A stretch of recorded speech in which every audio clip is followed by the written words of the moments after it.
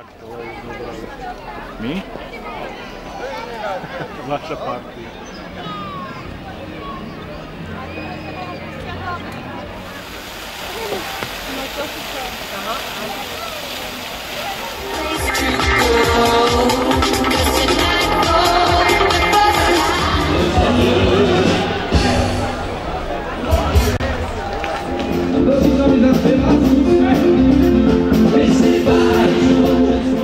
Ako som už dnes spomínala, toto prvomájové podujatie je prvé podujatie na novej centrálnej mestskej zóne a práve táto centrálna mestská zóna sa bude aj v budúcnosti využívať okrem oddychu aj na takéto podobné kultúrno-spoločenské podujatia. A ja pri tejto príležitosti vítam medzi nami aj primátora mesta Šala, Martina Alfoldyho, ktorému týmto odovzdávam slovo. Príjemné popoludne, dámy a páni. Dovoľte mi, aby som vás aj ja čo najsrdečnejšie privítal tu na zrekonštruovanom amfiteátri, ktorý sa nám po 4 rokoch, ktorý bol uzavretý, podarilo zrekonštruovať a som rád, že môžeme nejaké to prvé väčšie podujatie práve zorganizovať a organizovať dnes 1. mája. Tento dátum je nielen nejakým takým kultúrnym oficiálnym otvorením tejto centrálnej mestskej zóny, ale aj oslavu 10. výročia vstupu Slovenskej republiky do Európskej únie.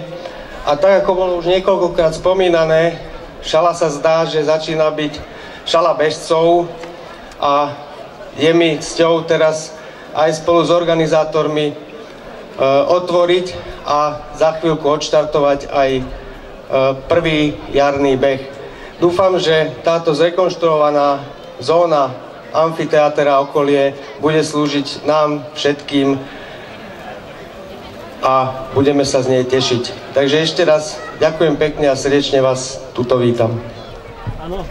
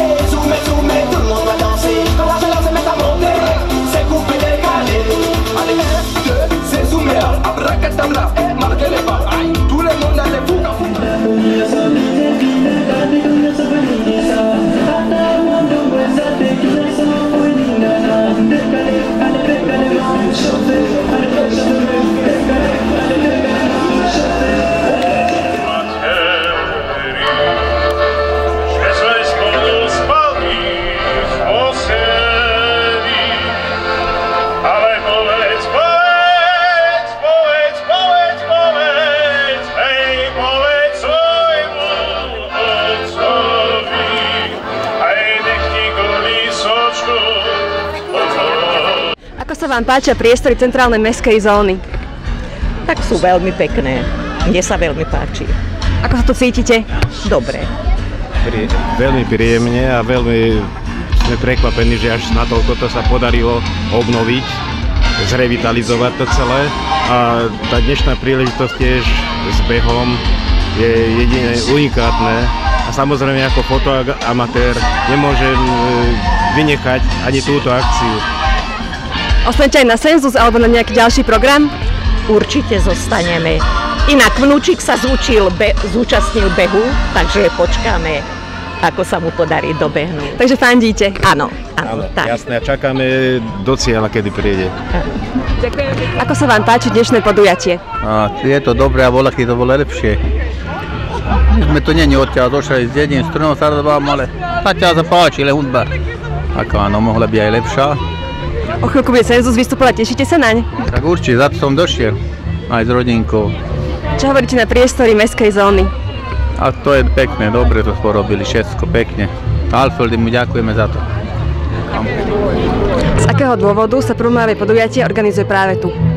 Tak 1. máj bol vždy tradične dňom, kedy sa otvárala vlastne sezóna na našom amfiteátri a po rokoch, kedy sme mali tento amfiteáter zatvorený kvôli rekonštrukcii, je práve dnes 1. máj 2014, kedy sa ukončila rekonštrukcia tohto areálu a tak neoficiálne týmto podujatím aj odovzdávame túto zrekonštruovanú centrálnu mestskú zónu našim obyvateľom.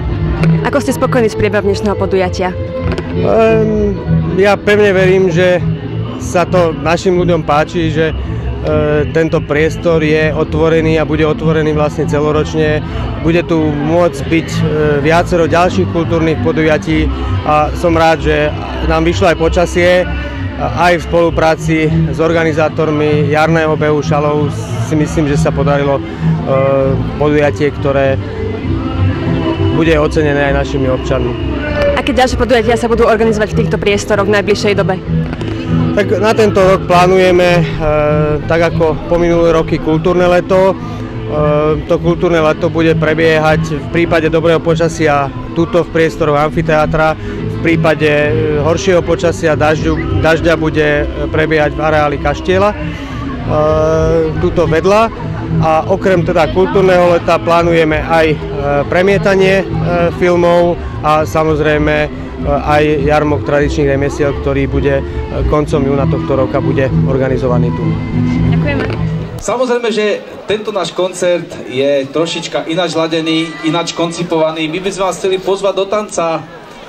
Budú tu aj maličké prestávočky, takže aby ste s tým rátali, môžete si potom zájsť na pivo alebo na nejakú mineráločku, ale tie prestávky budú krátke. Lebo ináč by sme tu zhorali, jak fakla. Idem predstaviť kapelu, ktorá hrá v zložení klávesy, trombón. Igor Fekete. Dobrý. Ja tvrdím, že to je... Áno, maďarská menšina v kapele ovláda asi 5 maďarských nádavok, to je všetko. Náš bubeník Robo Mrva z blízkej Serede, tam sa tvrdo rozpráva DTDL. Serec zdraví šalu. A vľavo Pálo Pešel z Limbachu. Áno. Ale samozrejme, že budeme hrať aj pre našich niektorých fanúšikov a budeme hrať aj pre usporiadateľov, lebo si to zaslúžia.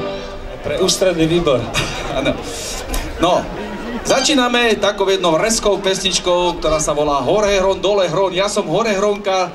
Túto pesničku venujeme všetkým tým horňákom, ktorí sa priženili a sú tu na Dolňákoch. Tak, dúfam, že som dobre povedal, lebo je tu dosť veľká horňacká väčšina či menšina. Áno. Ideme, Hore Hron, Dole Hron!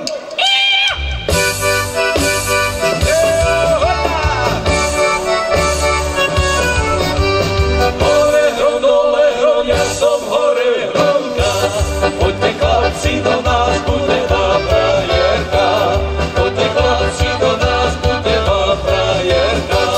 Poďte chlapci do nás, sú dievčatá.